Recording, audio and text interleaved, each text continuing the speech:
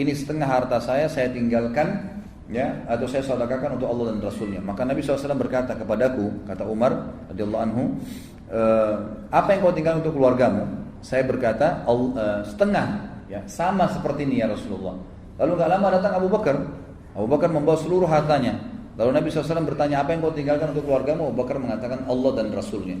Maka di sini Umar mengatakan, saya tahu bahwasanya saya tidak akan pernah bisa mengalahkan Abu Bakar dari sisi apapun. Artinya di sini beliau menyebutkan tentang fadilah Abu Bakar. Tapi yang diambil pelajaran adalah sedekahnya beliau dengan, ya, setengah harta yang dia miliki. Dalam kisah yang lain, Al-A'mash terkenal, ya, gurunya Imam Bukhari, ya, banyak ulama-ulama hadis ini. Rahimahullah, seorang ulama tabi'in pernah berkata, pada suatu hari Umar bin Khattab yang menyuruh seseorang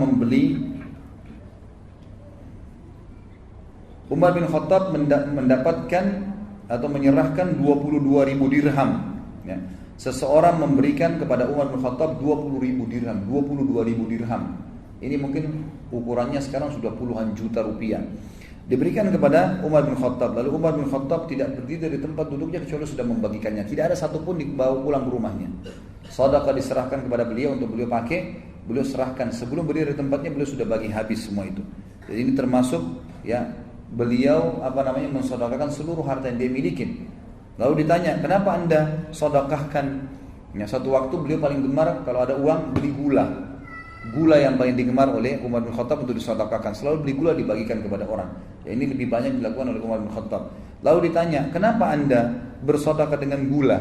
Beliau mengatakan, karena aku sangat menyukainya. Dan Allah berfirman dalam surah Al-Imran, ya, ayat 92, A'udzubillahi minasyaitonirrajim, lan tanalul birra hatta tunfiqu mimma tuhibbun. Kalian tidak akan mendapatkan kesempurnaan pahala sampai kalian menginfakkan apa yang kalian paling cintai. Juga Umar bin Khattab pernah menyuruh Abu Musa al-Ash'ari membeli seorang hamba sahaya wanita. Pada saat itu dari tawanan Jalula, salah satu, ya, peperangan dulu terjadi zaman Umar bin Khattab, dan banyak sekali harta rampasan perangnya. Maka Umar bin Khattab menyuruh membeli salah satu budak wanita. Lalu Umar bin Khattab memerdekakannya, ya, sambil berkata, membaca firman Allah, lan tanalul birra hatta tunfiqu mimma tuhibbun. Kalian tidak akan mendapatkan sempurnaan pahala sampai kalian menginfakkan apa yang paling kalian cintai. Kemudian juga sikap Umar bin Khattab pada saat meninggalnya Nabi SAW. Tentu ini kisah panjang, saya ringkaskan. Waktu Umar bin Khattab radhiyallahu anhu melihat atau mendengar berita Nabi SAW sakit keras dan akan meninggal dunia, dan pada saat itu sudah meninggal dunia, Nabi SAW sudah meninggal ceritanya. Lalu banyak orang simpang siur, yang mengatakan Nabi sudah meninggal, yang mengatakan belum. Umar bin Khattab waktu itu sulit menerima keadaan. Maka beliau berdiri dan berteriak sambil berkata, sesungguhnya beberapa orang munafik mengira bahwa Rasulullah SAW telah wafat. Padahal Rasulullah SAW tidak wafat, tapi beliau pergi kepada Rabbnya sebagaimana Musa bin Imran pergi menghadap kepada Rabbnya, lalu dia meninggalkan kaumnya selama 40 malam. Kemudian dia kembali kepada mereka setelah sebelumnya dikatakan telah wafat. Demi Allah, Rasulullah SAW pasti kembali. Sungguh, beliau akan memotong tangan dan kaki orang-orang yang mengatakan bahwa beliau telah wafat. Ini disebutkan dalam Ibnu Hisham, juga Ibnu Ishaq, dan diriwayatkan oleh Ibnu Sa'ad dalam Tabaqat, dan disahihkan oleh Ibnu Hibban. Jadi Umar bin Khattab itu sangat panik, dia mengatakan itu. Maka orang jadi ragu, takut dengan Umar bin Khattab. Umar sambil menghunuskan pedangnya. Pada saat itu Abu Bakar pun belum datang, dan orang-orang menyampaikan kepada Abu Bakar, hai Abu Bakar, datanglah melihat Nabi SAW. Kami tidak tahu beritanya dalam rumah di kamarnya Aisyah. Tidak ada yang tahu simpang siur meninggal atau tidak. Dan Umar bin Khattab sedang marah, mengangkat suaranya, ya, di depan rumah Nabi SAW, dan mengancam siapapun yang mengatakan Nabi SAW telah meninggal akan dipenggal lehernya. Maka Abu Bakar pun datang, lalu masuk ke rumah Nabi SAW, tepatnya di rumahnya Aisyah, anak beliau. Aisyah lagi ada di situ, lalu bertanya, bagaimana Rasulullah? Kata Aisyah sudah meninggal. Lalu dilihatlah oleh Abu Bakar, dilihat Nabi SAW sudah meninggal. Lalu Abu Bakar mencium kening Nabi SAW, kemudian menutup dengan kain dan memastikan Nabi SAW sudah meninggal. Lalu Abu Bakar berkata, sungguh wahai Rasulullah, engkau telah merasakan sekarang lebih tentram daripada sebelumnya. Lalu keluarlah Abu Bakar. Abu Bakar mengucapkan kalimat yang jelas, ya, yang beliau mengatakan amma ba'd, ya, beliau teriak dengan suara keras waktu itu memanggil, mengatakan Umar lagi mundar-mandir pegang pedang nih. Kata Abu Bakar, wahai Umar, tenanglah, ala rizkika, tenanglah. Umar tak mau dengar, dia nggak tahu kalau Abu Bakar yang ngomong nih. Enggak, pokoknya dia tetap sampai Abu Bakar, waktu itu ada dua riwayat, menepuk pundak Umar. Waktu Umar melihat, langsung Abu Bakar langsung dia duduk mendengarkan. Riwayat yang lain dikatakan Umar gak mau, mondar-mandir, dia tetap marah gitu kan, dalam kondisi dia tidak bisa menahan dirinya. Maka pada saat itu orang-orang pun pada saat lihat Abu Bakar mengurumuni Abu Bakar, meninggalkan Umar waktu itu, karena orang sudah takut sama Umar pakai pedang, gitu kan. Sementara Abu Bakar datang dan mau bicara. Abu Bakar terkenal dengan kelembutannya. Maka Abu Bakar berkata, "Amma ba'd, siapa yang menyembah Muhammad, ketahuilah bahwasanya Muhammad telah mati, dan siapa yang menyembah Allah, maka Allah itu hidup dan tidak akan pernah mati." Lalu Abu Bakar membacakan ayat, "A'udzubillahi minasyaitonirrajim, wa ma Muhammadun illa rasulun qad khalat min qablihi ar-rusul, afa in mata aw qutila anqalabtum ala aqabikum, wa may yanqalib ala aqibaihi falan yadurrallaha syai'a wa sayajzillahu syakirin." Muhammad itu hanyalah seorang utusan Allah dan telah berlalu sebelumnya banyak utusan-utusan Allah. Apakah kalau dia mati atau terbunuh di medan perang, kalian meninggalkan agama-agama Allah, meninggalkan agama Allah yang dibawa oleh Muhammad itu sendiri sallallahu alaihi wasallam? Siapa yang meninggalkan apa yang telah dibawa oleh Muhammad sallallahu alaihi wasallam itu, meninggalkan kebenaran, maka tidak akan berbahaya bagi Allah. Allah tidak butuh dengan dia, dan Allah akan membalas orang-orang yang bersyukur. Kata Ibnu Abbas, demi Allah, seolah-olah manusia pada saat itu belum mengetahui bahwa Allah telah menurunkan ayat ini hingga Abu Bakar membacakannya. Lalu manusia semua menerima darinya, tidak seorang pun manusia yang aku dengar kecuali dia membacanya. Ibnu Musayyib rahimahullah berkata, Umar berkata, demi Allah, begitu aku mendengar Abu Bakar membacanya, aku langsung lemas. Kedua kakiku tidak mampu menyangga tubuhku sehingga aku jatuh ke tanah ketika aku mendengarkan dan aku mengetahui bahwasanya beliau sudah wafat sallallahu alaihi wasallam. Tapi ini kisah bagaimana kedudukan Umar atau posisi Umar pada saat menghadapi matinya Nabi sallallahu alaihi wasallam. Tapi yang bisa diambil pelajaran adalah bagaimana beliau mendengar pada saat datang ayat langsung tunduk. Umar bin Khattab langsung mendengarkan firman Allah Subhanahu wa taala. Ada juga kisah tentang bagaimana Umar membaiat Abu Bakar. Saya ringkaskan kisahnya adalah waktu Nabi SAW meninggal, orang-orang Ansar berkumpul di Bani Thaqifah.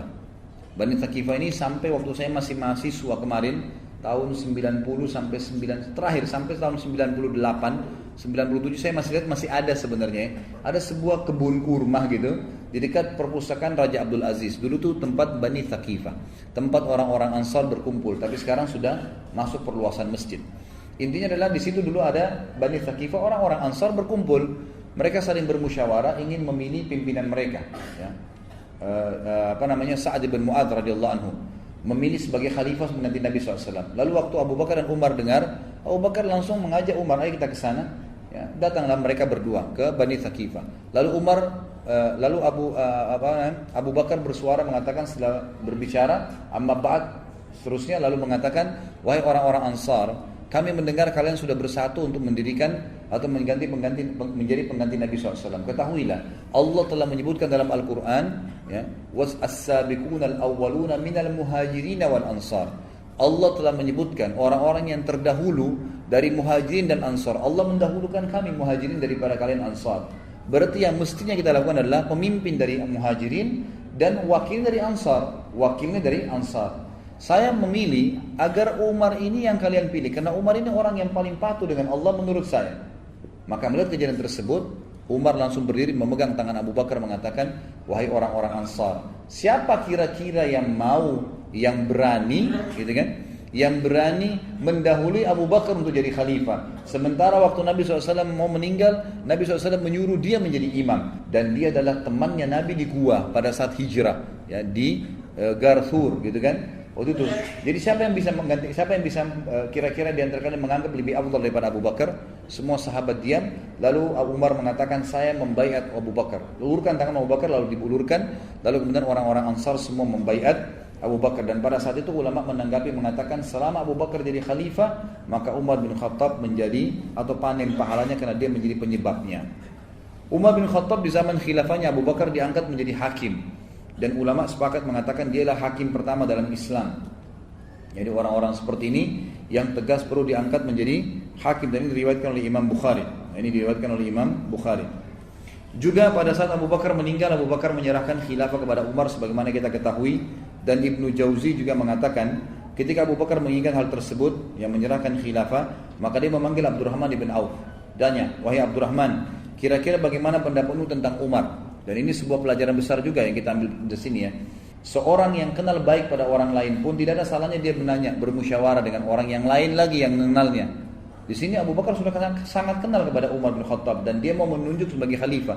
Tapi tetap dipanggil sahabat Nabi yang lain, Abdurrahman bin Auf yang juga dijamin masuk surga. Ditanya, bagaimana pendapat kau Abdurrahman tentang Umar? Berkatalah Abdurrahman, demi Allah, dia lebih baik dari apa yang engkau fikirkan tentang seorang laki-laki sekalipun dia sangat keras. Lalu Abu Bakar memanggil lagi Uthman, tanya Uthman, bagaimana pendapatmu tentang Abu Umar? Maka berkatalah Uthman, Anda lebih tahu.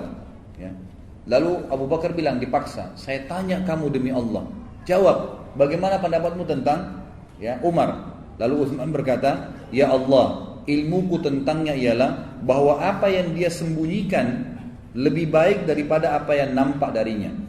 Bahwa di antara kita tidak ada orang yang semisal dengannya. Lalu Abu Bakar berkata, kalau begitu tulislah, semoga Allah merahmatimu. Ini yang ditulis oleh Abu Quhafa, Abu Bakar di akhir hidupnya kepada kaum muslimin agar mereka memilih orang yang terbaik di antara mereka adalah Umar bin Khattab. Itu ringkas ceritanya.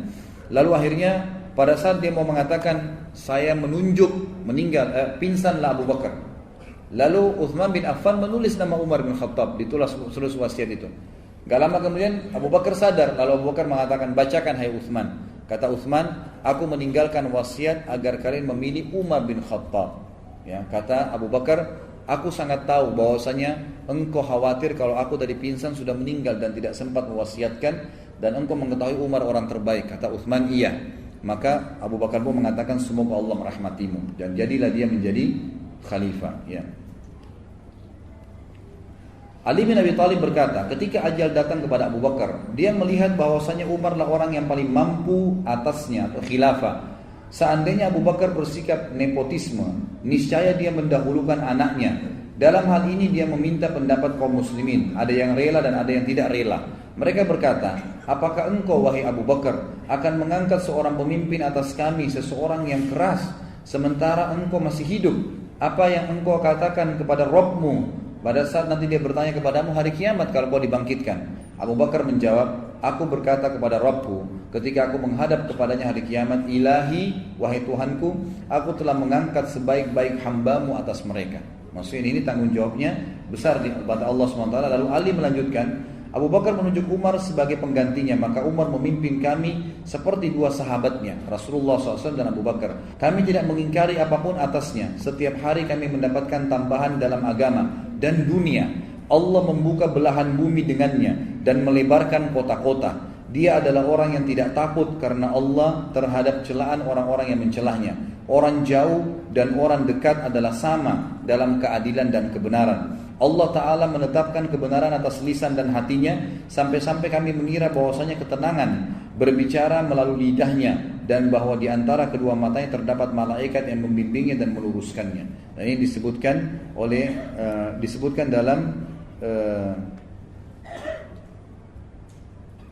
Asy-Sya'bi dari Ali radhiyallahu dalam riwayat, dan rawi-rawinya thiqat. Semuanya rawi-rawinya thiqat. Kemudian dikatakan juga ada beberapa kisah berhubungan dengan masalah Umar bin Khattab ini. Di antaranya adalah di sini ditulis oleh beliau, judulnya sebenarnya hadiah untuk pemimpin kaum muslimin. Kelembutan Abu Bakar sampai pada tingkat jika anak-anak melihatnya, mereka akan berlari kepadanya dan menyambutnya sambil berteriak, wahai ayahku. Jadi kalau Abu Bakar itu saking lembut sekali, sampai-sampai anak-anak Madinah kalau melihatnya berteriak sambil mengatakan, wahai ayahku, sambil lari. Dan akhirnya Abu Bakar pun memeluk mereka dan mengusap kepala mereka. Sedangkan waktu Umar menjadi khalifah, kewibawaannya mengalahkan kelembutannya, hingga pada tingkat sekiranya orang-orang duduk di pelataran rumahnya, mereka akan bubar dan meninggalkan tempat mereka karena segan, sehingga mereka melihat apa yang dilakukan oleh Umar bin Khattab. Jadi Umar bin Khattab ini bubar. Dinukil dalam sebuah kisah bahwasanya Umar bin Khattab setiap malam kalau keluar selalu membawa tongkat kayu dan keliling di kota Madinah untuk mencari tahu siapapun yang begadang, yang tidak tidur, habis isya nih, dia putar di Madinah bawa tongkat. Kalau orang-orang tersebut tidak bisa memberikan alasan yang tepat kenapa mereka begadang, maka dipukulin oleh Umar. Sambil Umar mengatakan, apakah kalian begadang di sini, membuang-buang waktu kalian di awal malam sehingga kalian kehilangan kesempatan beribadah dengan Allah di akhir malam? Demi Allah bubarlah, dibubarin sambil dipukulin sama Umar. Kalau mereka punya alasan mungkin masalah takziah, ada orang sakit lagi dijenguk, maka Umar bin Khattab membiarkannya.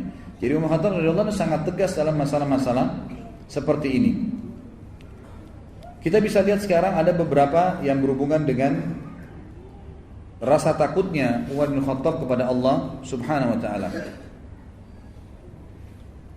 Utsman bin Affan berkata, dalam riwayat yang disebutkan atau disebutkan dalam Usudul Ghabah kitab Ibnu Athir dengan sanad yang sahih, juga disebutkan oleh Ibnu Athir dalam Al-Kamil. Dikatakan ini teman-teman yang pegang buku di halaman 244 ya sampai 255 riwayatnya di akhir paragraf. Di sini saya titik beratkan saksi bahasannya. Utsman bin Affan berkata, suatu waktu saya sedang berada di Madinah dan sangat panas cuacanya waktu itu. Kemudian saking panasnya, saya pun akhirnya melihat ke arah luar dari rumah, jendela rumah itu saking panasnya sampai saya memasukkan lagi wajah saya ke dalam, kena panasnya gitu. Lalu saya melihat dari kejauhan ada seseorang yang sedang menutup wajahnya dengan imamahnya dan sedang menggiring unta-unta yang sedang ada di kejauhan, panas sekali. Ya. Lalu saya pun berkata kepada para pengawal saya, siapa orang ini? Lalu pada saat kami mendekat atau orang itu mendekat, maka pengawal saya mengatakan atau orang-orangnya Utsman mengatakan, ya pegawainya dia Umar bin Khattab, Amir Mukminin. Lalu aku pun berkata, wahai Amir Mukminin, kata Utsman, kenapa Anda lakukan ini? Ada apa? Kata Umar, saya sedang mengambil atau menangkap 2 ekor unta zakat, ya. Yang unta zakat ini aku khawatirkan hilang. Maka aku ingin membawanya ke Bima. Bima ini bukan nama kota kita ya. Jadi Bima itu istilah bagi tempat penggemukan atau pengumpulan unta-unta zakat. Maka aku takut jangan sampai hilang dan Allah meminta pertanggungjawaban dariku hari kiamat. Maka Utsman pun berkata, wahai Amir Mukminin, singgahlah minum dulu kalau begitu dan berteduh, biar kami yang mengurus kedua unta itu. Kata Umar, kembalilah ke tempat teduhanmu, wahai Utsman. Utsman berkata waktu itu kembali ke dalam rumahnya kepada orang-orang di sekitarnya, barang siapa yang ingin melihat kepada seorang laki-laki yang kuat lagi amanah, hendaklah dia melihat kedua orang ini. Lalu dia kembali kepada kami dan merubahkan tubuhnya. Tapi kita bisa ambil pelajaran, Umar bin Khattab jadi khalifah, siang hari bolong lagi mengurus 2 ekor ya unta zakat yang harus dibawa ke tempat penggemukan. Padahal bisa ditugaskan pegawainya, bisa nanti sore hari pada saat dingin, tapi ini enggak. Beliau kerjakan pada waktu itu juga. Pernah dikatakan juga dalam satu waktu, ini karena takutnya dengan Allah Subhanahu wa taala, Abdullah bin Umar anaknya berkata dalam ini, dan ini riwayat disebutkan dalam Akhbar al-Ummah ya. Dikatakan Akhbar al-Umar, maaf, ada buku namanya Akhbar Umar dan dinukil dalam kisah bahwasanya Abdullah bin Umar radhiyallahu anhu pernah berkata, aku membeli seekor unta. Abdullah bin Umar ini sahabat Nabi yang mulia dan anaknya memang Umar bin Khattab, terkenal kesolehannya. Dia bilang, saya pernah beli seekor unta itu kurus. Lalu saya titipkan unta itu ke Bima tadi, ya, tempat penggemukan dan penyimpanan unta-unta zakat. Saya letakkan di sana. Kemudian digemukanlah oleh orang-orang pada saat itu, dititipin aja. Abdullah bin Umar tidak bayar tuh, nggak bayar unta itu atau penggemukannya. Maka setelah gemuk, Abdullah bin Umar membawa unta tersebut ke pasar, gitu kan. Dijual lah, orang-orang teriak, unta gemuk punyanya Abdullah, anaknya Amir Mukminin, gitu kan. Ini ada nilai jualnya, orang pada ngumpul, untanya bagus, punyanya Abdullah bin Umar sahabat Nabi, anaknya Amir Mukminin. Umar bin Khattab kebetulan lewat waktu di situ. Lalu dia dekatin, dia bilang, ini unta siapa? Kata mereka, unta Abdullah. Mana Abdullah? Abdullah bin Umar datang, mengatakan, iya wahai Amir Mukminin. Walaupun ayahnya dia mengatakan Amir Mukminin karena sudah jadi raja. Kata Umar, apa ini Abdullah? Kata Abdullah, unta saya. Ya. Kata Umar, dari mana kau dapat? Dia bilang, saya beli. Bagaimana bisa gemuk? Kata Umar, dia bilang, saya meletakkannya di Bima, gitu kan, di tempat penggemukan atau pemeliharaan unta-unta zakat. Lalu kemudian setelah gemuk, saya bawa ke pasar dengan harapan saya bisa mendapatkan apa yang didapatkan oleh pedagang, oleh kaum muslimin, dapat untung.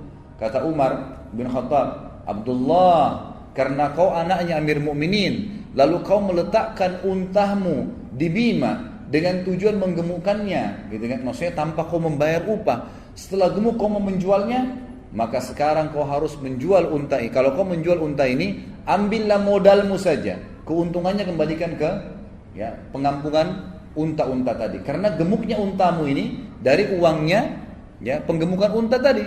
Kamu cuma punya modal, kecuali kalau kamu bayar. Kita lihat di sini ya, riwayat ini menjelaskan bagaimana pekahnya Umar bin Khattab radhiyallahu anhu. Beliau hati-hati sekali. Jangan sampai, mungkin kena orang sekarang berpikir anak presiden, nggak apa-apa deh pakai fasilitas mobil dinasnya ayahnya. Kurang lebih begitu. Kalau Umar bin Khattab ini mustahil dikasih kepada anak-anaknya, gitu kan? Karena memang beliau tahu ini tidak mungkin digunakan secara umum. Ini diantara riwayat. Abdullah bin Abbas juga mengatakan pernah didatangkan nampan di depannya Umar bin Khattab penuh dengan emas. Ada orang datang bawa emas. Ini pendapatan negara, penuh dengan emas-emas. Lalu bongkahan-bongkahan yang besar. Kata Abdullah bin Abbas, Umar pun memanggil saya mengatakan, wahai Ibnu Abbas, kesinilah. Ambil ini, bagikan kepada kaummu. Abdullah bin Abbas mengatakan, baiklah, saya sibuk membagikan harta tersebut. Lalu pada saat aku sibuk membagikan di hadapan Umar, tiba-tiba aku mendengarkan tangisan dari Umar yang berkata, ya Allah, aku tidak tahu kenapa engkau tidak mendatangkan emas ini kepada dua orang sebelumku, Rasulmu Muhammad SAW dan sahabatnya Abu Bakar. Ya. Tentu engkau tidak datangkan kepada mereka. Maksudnya kenapa emas ini enggak datang justru waktu Nabi jadi Nabi, waktu masih hidup? Kenapa bukan zaman Abu Bakar waktu jadi raja?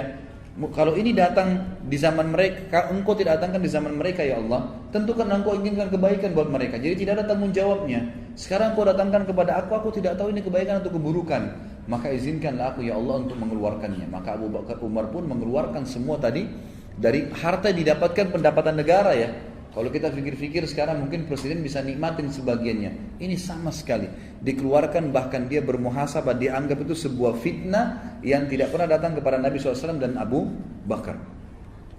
Kemudian juga dikatakan dari Mujahid Umar bin Khattab berkata, ini dinukil dalam Ibnu Athir dalam kitab Usudul Ghabah. Usudul Ghabah ini jamak daripada asad, artinya singa ya. Usud itu jamak daripada asad, singa.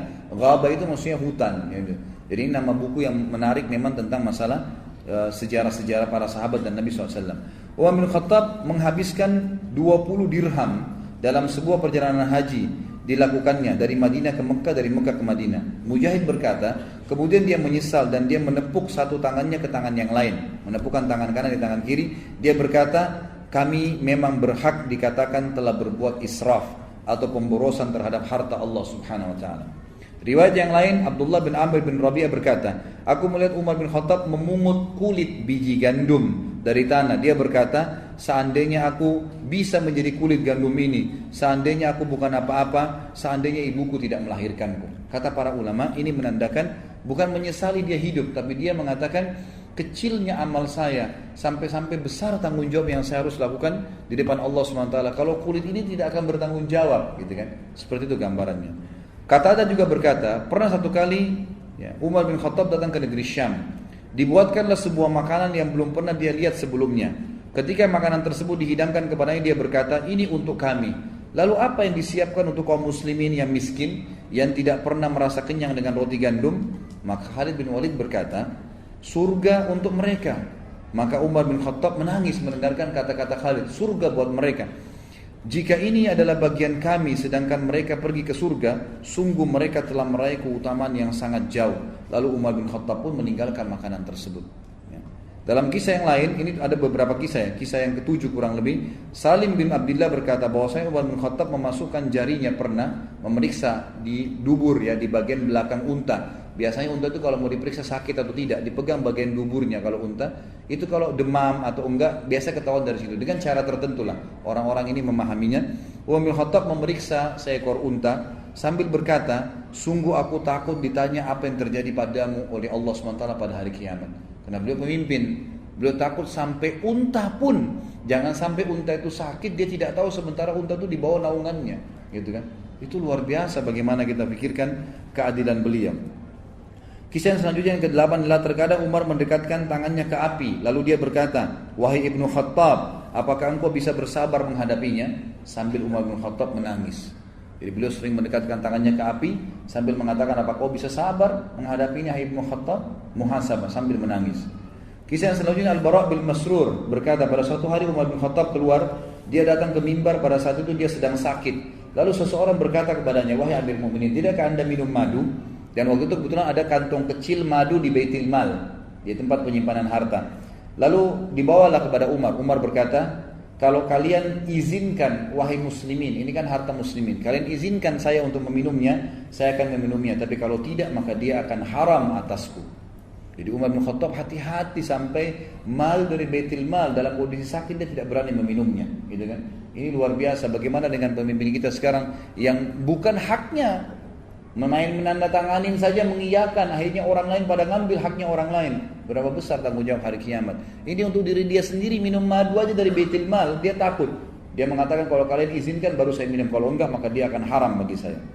Ibnu Jauzi meriwayatkan dalam Manaqib Umar, ya, dikatakan bahwasanya Ali bin Abi Thalib pernah berkata, aku melihat Umar bin Khattab di atas kudanya, lalu dengan cepat dia lari memicu kudanya itu.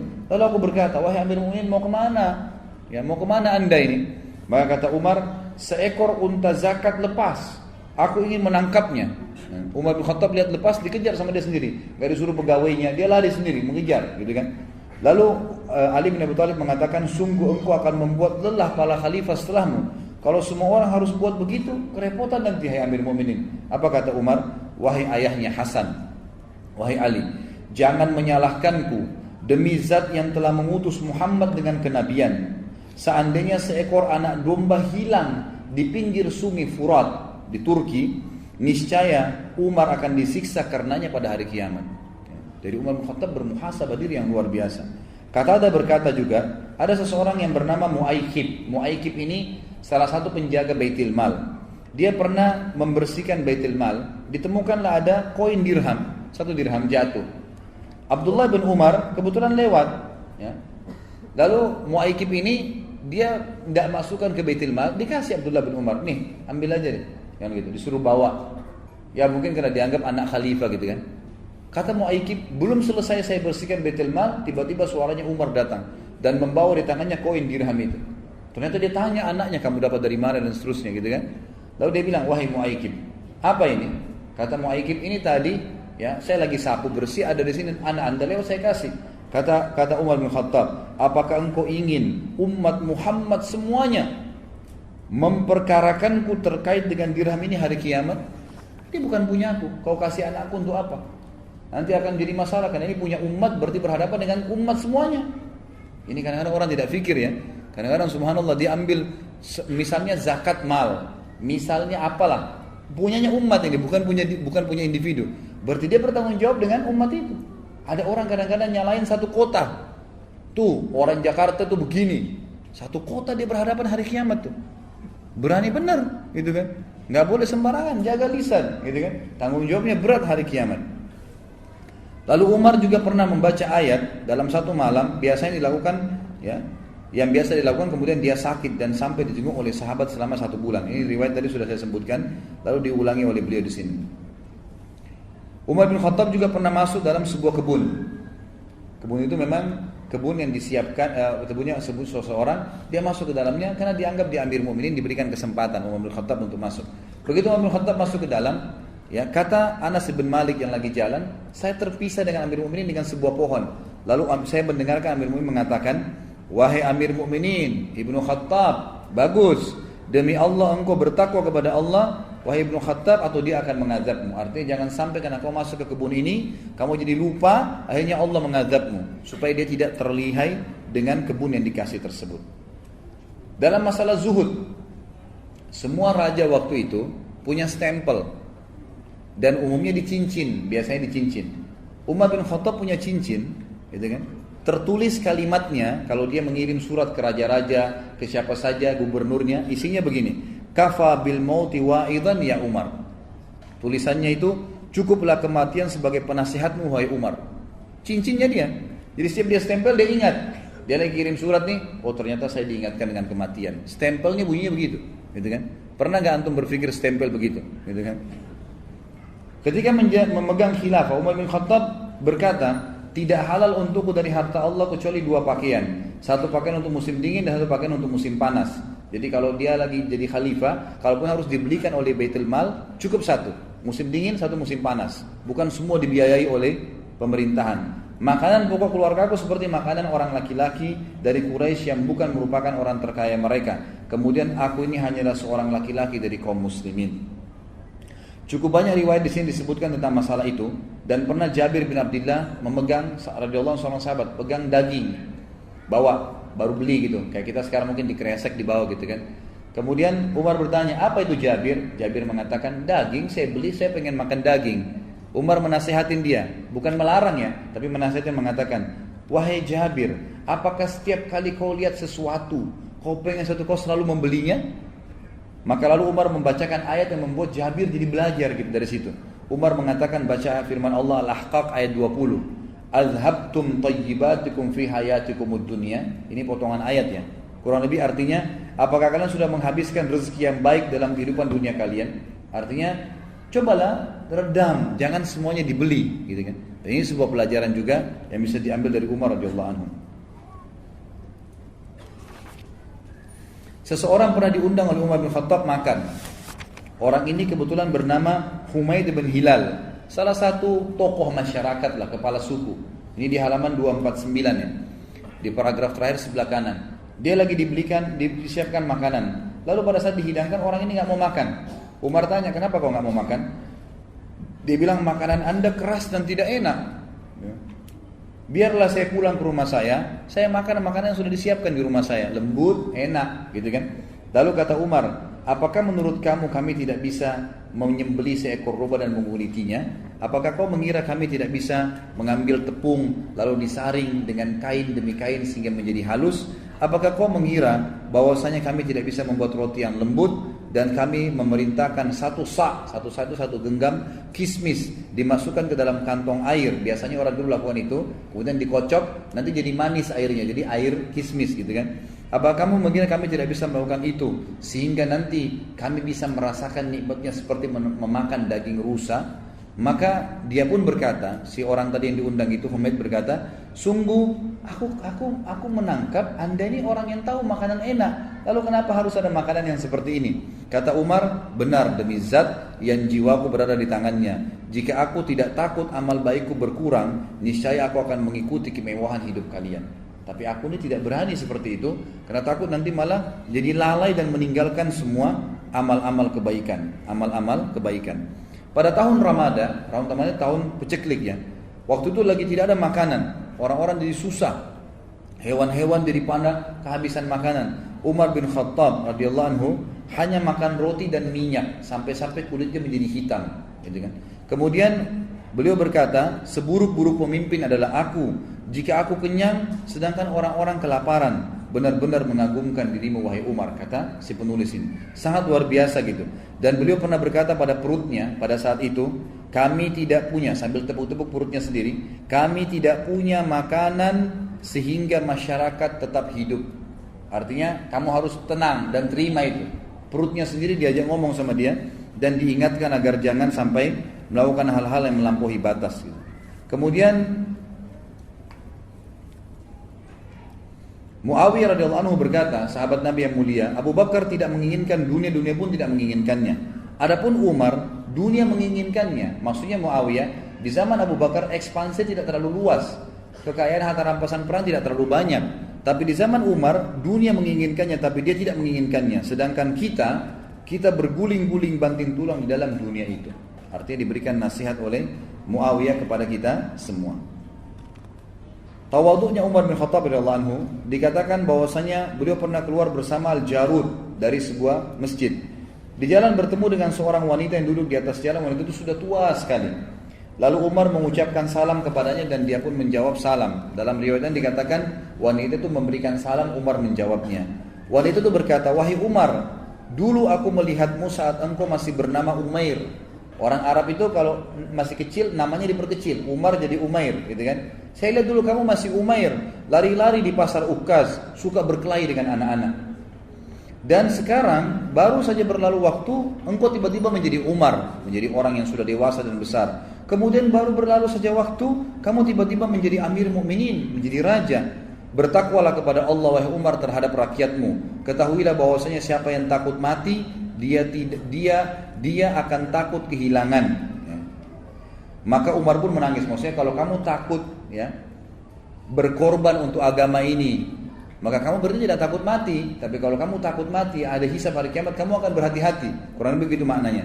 Al-Jarud berkata, ibu itu, Al-Jarud ini pendampingnya Umar berkata, ibu, engkau telah menyakiti dan lancang terhadap Amir Mukminin.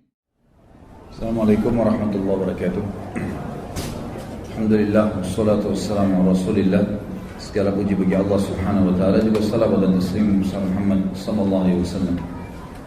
Masih melanjutkan Umar dan beberapa poin yang berhubungan dengan beliau sebelum membahas masalah meninggal dan mati syahidnya radhiyallahu anhu. Beliau juga punya kisah berhubungan dengan masalah mendidik diri beliau dan juga pemimpin-pemimpin yang biasa beliau atau yang sudah beliau tunjuk.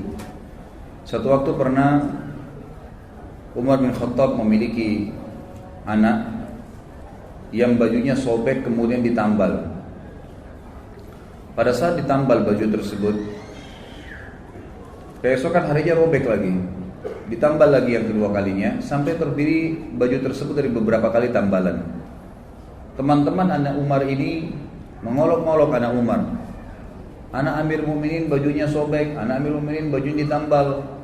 Sampai anak Umar bin Khattab ini menangis pulang dan berkata kepada ayahnya, wahai ayahku, masih anak-anak, masih kecil. Teman-temanku mengolok-olok aku karena bajuku ditambal. Bisa gak ayah belikan aku baju? Kata ayahnya, kalau sekarang, kata Umar radhiyallahu anhu, kalau sekarang saya nggak punya uang oleh anakku untuk beli baju. Bayangkan untuk beli baju berapa dirham aja nggak pegang uang pada saat itu. Radhiyallahu anhu. Beliau mengatakan, tapi aku akan coba mengirim surat kepada penjaga Baitul Mal. Ditulislah surat oleh Umar bin Khattab kepada penjaga Baitul Mal waktu itu dan dikatakan, saya meminta secara pribadi, bukan kebutuhan negara, agar Anda meminjamkan saya uang untuk membelikan baju buat anak saya yang akan saya bayar bulan depan, digaji nanti. Ada gajinya Umar bin Khattab, saya akan ambil gaji, gaji saya dipotong. Lalu waktu sampai surat tersebut di tangan penjaga Baitul Mal, kita perhatikan di sini bagaimana penjaga Baitul Mal juga ini orang yang beriman. Dia membalas surat Umar bin Khattab dan mengatakan, wahai Amir Mukminin, kalau saya pinjamkan kepada Anda uang ini, apakah Anda punya jaminan masih bisa hidup sampai bulan depan sehingga Anda bisa membayarnya? Perhatikan ini dialog antara atau surat antara seorang pemimpin yang menunjuk pegawainya dan pegawai menulis seperti itu. Waktu tiba surat penjaga Baitul Mal kepada Umar bin Khattab pun menangis. Menangis sambil berkata kepada, atau dalam kalimatnya yang masyhur, segala puji bagi Allah yang telah memberikan kepada saya orang-orang yang seperti ini. Lalu beliau berkata kepada anaknya, wahai anakku, bersabarlah.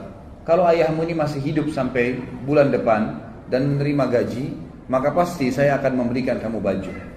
Ini sebuah pelajaran yang besar dari Umar radhiyallahu anhu. Dan kita lihat dari awal kisah tadi beberapa jam kita jelaskan, hampir semua yang berhubungan dengan beliau itu pelajaran demi pelajaran. Hidupnya dipenuhi dengan kisah-kisah yang luar biasa, yang menjadi ibrah, yang menjadi pelajaran. Dan beliau sudah mendahului kita semua dengan kemuliaannya.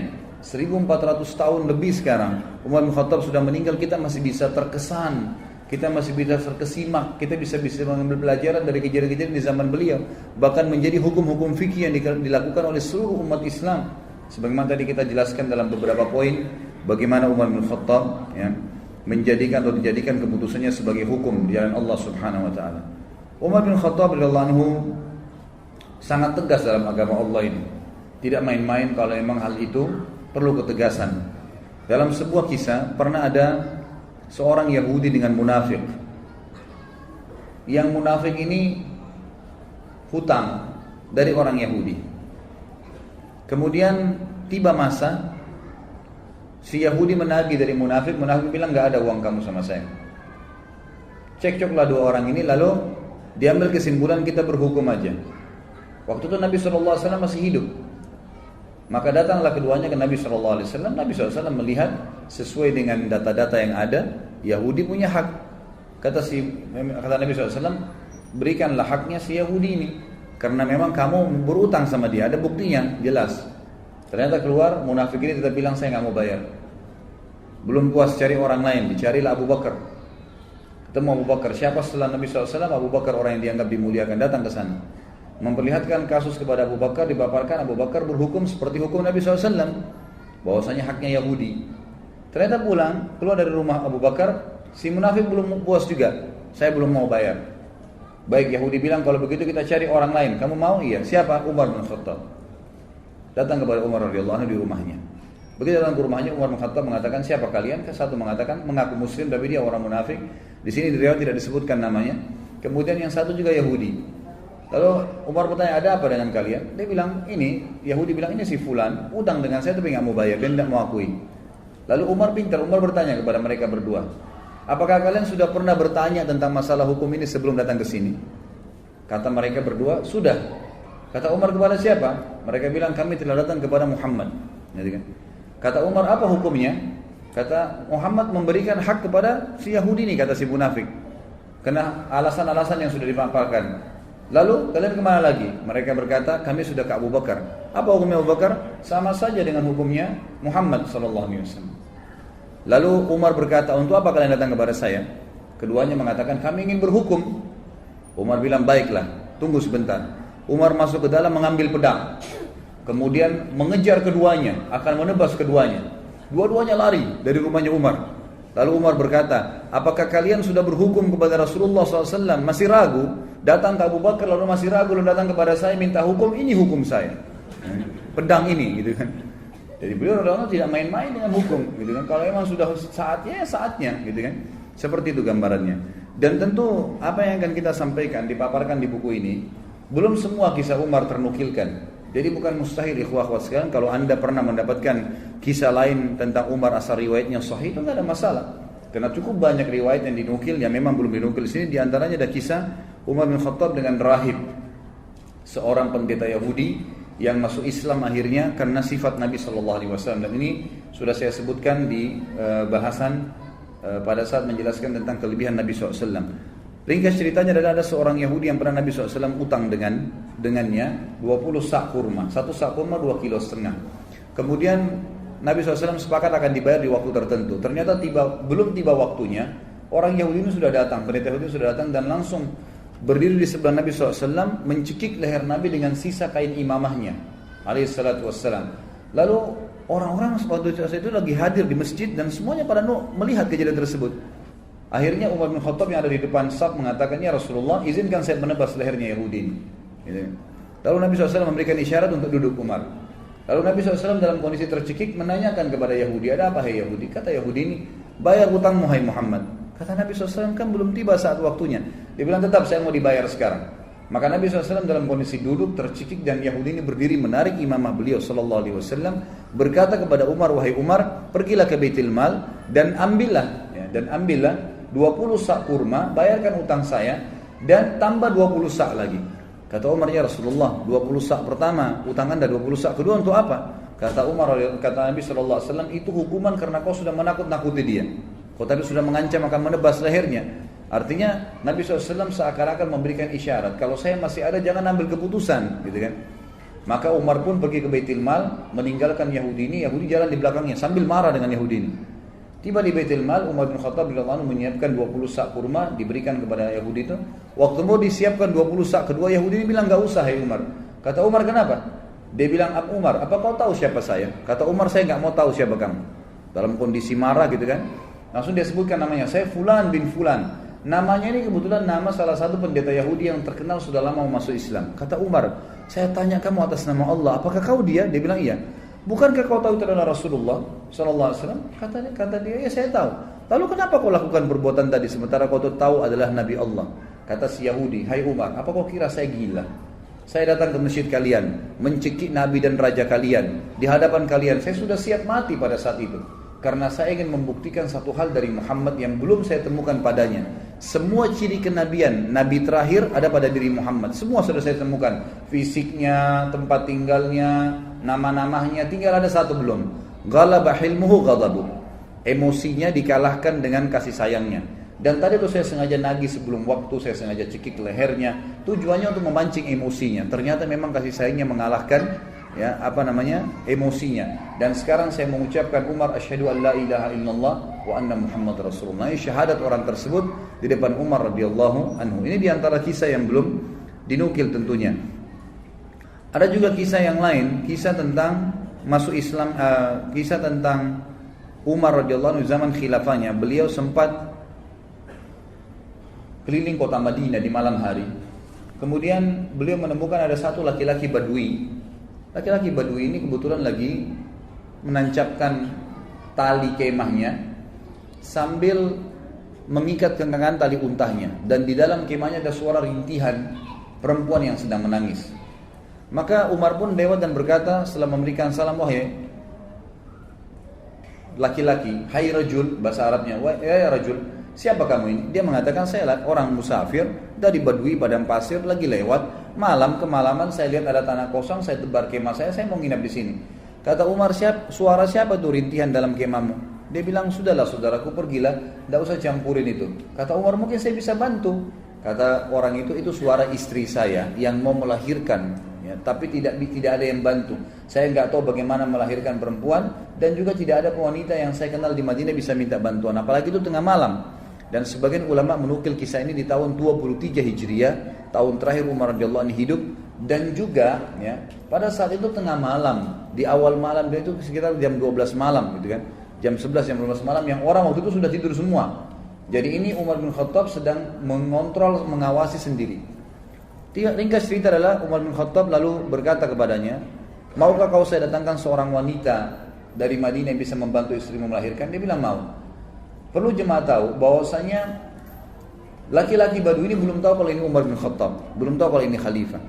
Umar pun radhiyallahu anhu lalu pulang, dia tidak membangunkan ya, penasihat-penasihatnya, atau mungkin dokter, tabib, ya, kalau kita zaman dulu dikatakan ya dengan istilah tabib, ya, atau orang yang bisa mengobatin, atau bidan mungkin perempuan yang bisa melahirkan. Tidak, dia pulang ke rumahnya, dia bangunkan istrinya. Yang waktu itu istrinya adalah Ummu Kalthum, anaknya Ali radhiyallahu anhu. Lalu berkata Umar bin Khattab, wahai cucunya Rasulullah, apakah kau mau mendapatkan pahala seorang wanita muslimah yang mau melahirkan malam hari nggak ada yang tolong? Ummu Kalthum radhiyallahu anha juga punya iman yang kuat, anaknya Ali radhiyallahu anhu, cucu Nabi SAW. Dia tidak mengatakan, wahai Amir Mu'minin, carilah wanita Ansar yang bisa melahirkan. Tidak, dia mengatakan dengan jelas dan tegas, tentu saja saya ingin dapat pahalanya. Kata Umar, siapkanlah persiapan, perlengkapanmu untuk melahirkan dan ikut sama saya. Maka jalanlah pada malam itu, saudaraku sekalian, dua orang, raja muslim dan ratunya. Tidak ada pengawal, tidak ada yang dampingin, dan tidak ada media yang akan mengekspos itu. Karena yang sedang dibantu seorang Badui yang cuma lewat, besok pagi mau pergi lagi. Gak ada yang tahu, tengah malam nih. Ya, kita tahu sekarang banyak orang mau melakukan satu perbuatan, kegiatan, kena ada eksposnya, kemudian bisa mengangkat namanya. Sama sekali enggak. Jalanlah keduanya, tiba di kemah orang Badui tersebut. Ringkas ceritanya, kata Umar bin Khattab kepada istrinya, masuklah ke kemah dan selesaikan tugasmu. Istrinya pun akhirnya membantu wanita tersebut melahirkan. Gak lama kemudian, sementara menunggu, tentu Umar bin Khattab ngobrol sama orang Badui ini, dan orang Badui belum tahu kalau Umar bin Khattab, ngobrol-ngobrol aja seperti biasa. Lalu kemudian terdengar suara bayi dari dalam, dan Ummu Kalthum, istri Umar bin Khattab radhiyallahu anhum ajma'in, berkata, ya Amir Mukminin, wahai pemimpin orang yang beriman, gitu ya. Jadi ini, hai raja, beritahukan kepada laki-laki di sebelahmu kalau istrinya sudah melahirkan normal. Begitu mendengarkan kalimat Amir Mukminin, si Badui tadi dari tempat duduknya turun ke tanah, ketakutan, lalu berkata, apakah anda Amir Mukminin Umar bin Khattab? Umar bin Khattab mengatakan kepada dia, ala rizkika, tenang aja. Dia bilang, diulangi, apakah anda Amir Mukminin Umar bin Khattab? Kata Umar, iya, saya Amir Mukminin Umar bin Khattab, dan yang membantu tadi melahirkan istrimu itu adalah Ummu Kalthum, anaknya Ali bin Abi Thalib, cucunya Rasulullah SAW.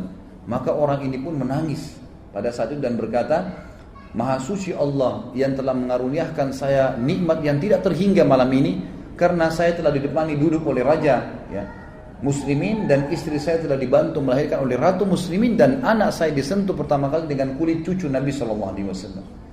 Kita lihat bagaimana perilaku Umar bin Khattab yang luar biasa, gitu kan? Setiap perilakunya menjadi sebuah pelajaran.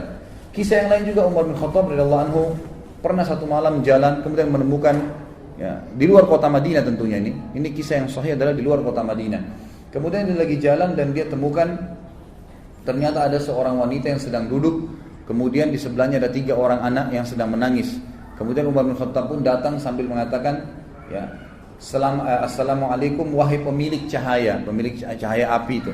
Lalu wanita itu menjawab, setelah itu Umar mengatakan, apakah engkau mengizinkan aku mendekat? Kata wanita itu, mendekatlah tapi dengan sopan, kalau enggak pergilah. Kata Umar bin Khattab pada saat mendekat, ada apa? Wahai hamba Allah, dia bilang, dan kenapa anak-anakmu menangis? Dia bilang, saya sudah berapa hari enggak makan, anak saya kelaparan, butuh makanan. Terus apa yang kamu masak di panci? Yang saya masak di panci sebuah batu yang saya masukkan supaya anak-anak saya kira saya masak, dan ini sudah 3 hari berjalan. Sementara Amir Mukminin tidak perhatian kepada kami. Dia tidak tahu kalau ini Umar bin Khattab. Lalu Umar pun berkata kepada temannya, kalau tidak salah itu bersama dengan Ubay bin Ka'ab. Mereka berdua lalu menuju ke Baitul Mal, mengambil kebutuhan muslimin, dipikul. Kemudian Umar berkata, angkatlah ke pundakku. Kata Ubay, biar saya yang angkat Amir Mukminin. Kata Umar, angkat ke pundakku sampai 3 kali. Ubay terus mengatakan, biar saya Amir Mukminin. Kata Umar, apa kau ingin memikul dosaku pada hari kiamat? Maka Ubay pun diam. Lalu pergilah mereka berdua ke sana. Lalu Umar bin Khattab, Allah dalam riwayat ini dikatakan meniup panci yang tadinya apinya sudah mulai redam, ya, sampai terlihat asap dan percikan-percikan api berada di antara jenggot beliau. Dan waktu itu Umar bin Khattab memiliki jenggot yang sama Nabi SAW sampai ke dadahnya radhiyallahu anhu. Kemudian beliau meniup di tengah malam, seorang raja meniup api panci untuk memasakkan masyarakatnya. Setelah terbakar api tersebut, lalu Umar bin Khattab mengatakan kepada ibu tersebut, taburilah gandum di atas air. Lalu Umar yang mengaduknya. Terus diaduk sampai menjadi kental, menjadi makanan. Ditaruhlah garam, ditaruhlah segala kebutuhannya. Kemudian setelah itu diberikanlah makan oleh Umar bin Khattab. Dikatakan, berikan saya nampan, dikasih nampan, ditumpah. Kemudian diberikan makan anak-anak tersebut sampai semua kenyang. Setelah kenyang, kata Umar, ambillah ini semua. Lalu ibu tersebut berkata, sungguh demi Allah kau lebih baik daripada Amir Mukminin. Dia tidak tahu kalau ini Umar bin Khattab. Kata Umar, janganlah berkata begitu wahai ibu. Kalau kau satu waktu bertemu dengan Amir Mukminin, kau pasti akan menemukan saya ada di sana, gitu kan? Hanya begitu saja. Lalu Umar bin Khattab memegang tangan Ubay, sama-sama keluar. Kata Ubay, waktu Umar bin Khattab, Amir Mukminin meninggalkan tempat tersebut, lalu dia menyelip di antara semak belukar seperti binatang buas yang sedang mengintai mangsanya. Dilihat dengan teliti ke arah ibu tadi sama anak-anak itu. Lalu setelah itu dia lihat anak-anak tersebut yang tadinya nangis, tidur, bangun, bermain, ceria, gitu kan. Lalu Umar bin Khattab mengangkat kepalanya, ya, seakan-akan berhenti untuk memata-matai dan berkata, segala puji bagi Allah yang selamatkan saya dari orang-orang ini yang akan menuntut saya pada hari kiamat. Perilaku yang sangat luar biasa dari seorang yang beriman kepada Allah Subhanahu wa ta'ala. Dan cukup banyak kisah yang berhubungan dengan hal-hal yang seperti ini. Umar bin Khattab radhiyallahu anhu juga pernah memberikan pelajaran tentang masalah takdir. Sebagaimana dinukil dalam banyak riwayat-riwayat sahih, teman-teman yang pegang buku bisa di halaman 276 sampai 277 kisah yang berhubungan dengan masalah itu. Umar bin Khattab radhiyallahu anhu pernah menuju ke negeri Syam, dan di negeri Syam itu ternyata ada satu wilayah yang akan dimasukin, terkenal ada penyakit taun. Ya, sebelum keluar ke negeri Syam, masih dari kota Madinah, gitu kan. Riwayat sahih menjelaskan masih di kota Madinah. Lalu pada saat itu ada seorang panglima perang, Abu Ubaidah bin Jarrah radhiyallahu anhu, yang terkenal juga, salah satu yang terkenal, Amin Hadil Ummah, orang yang paling terpercayanya umat Islam, gitu kan. Waktu itu Umar bin Khattab mengatakan, waktu mau keluar, dikatakan negeri yang Anda mau pergi ini oleh sebagian sahabat ada penyakit taun. Taun itu penyakit yang memang Nabi SAW larang kita masuk ke sana kalau ada penyakit itu. Dan kalau kita sedang ada di satu lokasi yang ada penyakit itu, maka otomatis kita dilarang keluar. Ini khilaf di antara ulama tentang masalah bahasa Indonesia itu penyakit ini. Ada yang mengatakan kusta, ada yang mengatakan menyebutkan beberapa jenis penyakit, tapi saya tidak terlintas sekarang nama-namanya. Ringkas cerita adalah Umar bin Khattab mengatakan, kalau begitu kita urunkan niat dulu, jangan dulu pergi. Lalu Abu Ubaidah radhiyallahu anhu datang mengatakan, wahai Amir Mukminin, apakah anda lari dari takdirnya Allah? Kata Umar bin Khattab, saya lari dari takdir Allah ke takdir Allah yang lain. Nah, jadi maksudnya di sini, selama masih berhubungan dengan perilaku seorang hamba, perilaku pilihan, makan atau tidak, minum atau tidak, tidur atau tidak, keluar atau tidak, semua itu adalah pilihan ikhtiar, gitu kan? Kalau kita mau keluar ternyata khawatir ada gelap, badai, hujan, panaskah, kita lalu memilih lebih di rumah, berarti kita sedang memilih takdir Allah yang lain. Itu maksud Umar radhiyallahu anhu, kan gitu. Maka Umar mengatakan, saya lari dari takdir Allah kepada takdir Allah yang lain. Lalu Umar berkata, wahai Abu Ubaidah, seandainya yang mengucapkan itu bukan kamu, artinya masa kamu yang bisa mengucapkan seperti itu sementara kamu ini adalah orang yang paling terkenal, gitu kan? Lalu akhirnya Umar bin Khattab pun membiarkan. Dalam riwayat yang lain Abu Ubaidah mengatakan, baiklah saya yang akan pergi ke sana. Maka dia pun berangkat. Umar bin Khattab sempat memeluk Abu Ubaidah, mengetahui ini pasti akhir hidupnya, gitu kan. Pergilah mereka pada saat itu. Ya, dalam riwayat ini, tapi riwayat ini mengatakan Abu Ubaidah nggak jadi keluar, tetap aja di Madinah, dan akhirnya ditunggulah berita. Umar terus menyebarkan berita. Siapa yang punya berita tentang taun, penyakit taun dari Nabi SAW? Abdurrahman bin Auf, sahabat Nabi yang lain radhiyallahu anhu, sempat waktu itu tersibukkan dengan beberapa kegiatan. Lalu pada saat dengar orang lagi ngumpul bersama Umar bin Khattab, dia pun datang lalu mengatakan, saya memiliki kabar dari Nabi SAW. Ya, dan ini riwayat disebutkan dalam riwayat Bukhari tentang kisah ini. Dia mengatakan, aku mendengarkan Nabi SAW bersabda, idza sami'tum bihi bi ardin fala tuqaddimu alaihi, wa idza waqa'a bi ardin wa antum biha fala takhruju firaran minhu.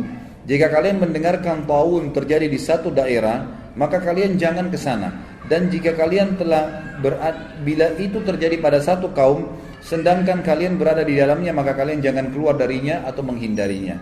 Maka Umar pun akhirnya bertahmid, mengatakan, alhamdulillah, segala puji bagi Allah yang telah membantu aku untuk mengambil keputusan yang tepat. Juga Bapak Ibu sekalian, ada kisah yang menarik tentang, atau syubhat seringkali kalau Anda baca buku sejarah, Anda temukan tentang, ada sering ahli-ahli sejarah Islam juga menulis buku yang mereka mengatakan Umar bin Khattab tidak menyenangi Khalid bin Walid. Tidak menyenangi Khalid bin Walid. Terbukti Umar bin Khattab melenserkannya dari jabatannya sebagai pimpinan perang. Penulis buku ingin meluruskan masalah itu. Beliau mengatakan ini pemahaman yang salah. Umar bin Khattab mencopot Khalid bin Walid dari jabatannya bukan karena Umar membencinya. Ya, nanti akan beliau katakan bukti. Tetapi Umar bin Khattab sendiri menyebutkan dalam riwayat, ya ini disebutkan dalam Tarikh At-Tabari, ya, disebutkan oleh penulis buku menukil dari situ ya. Beliau mengatakan Umar sempat berkata, sesungguhnya aku tidak mencopot Khalid karena kemarahan atau pengkhianatan, tapi orang-orang telah terfitnah olehnya. Aku khawatir mereka akan disandarkan kepadanya. Maksudnya nanti orang-orang menganggap Khalid bin Walid jadi penyebab menang perang. Jadi fitnah, orang sudah tidak bergantung lagi sama Allah. Maka aku copot gara-gara itu. Dalam riwayat lain dijelaskan bahwasanya pernah terdengar oleh Umar bin Khattab Khalid bin Walid ini berkhianat. Beritanya begitu di harta rampasan perang. Lalu Umar bin Khattab dari Madinah mengutus Bilal. Perlu ikhwah dan akhwat sekalian tahu, teman-teman tahu bahwasanya Khalid bin Walid ini dulu pimpinan, ya, tuan, sayyid di Mekah, gitu kan. Dan Bilal adalah seorang budaknya Umayyah bin Khalaf. Ya. Jadi dulu kondisinya tuh secara kejiwaan, ya, orang walaupun sudah masuk Islam, Bilal masih merasa Khalid bin Walid ini dulu tuan, gitu kan, terkenal.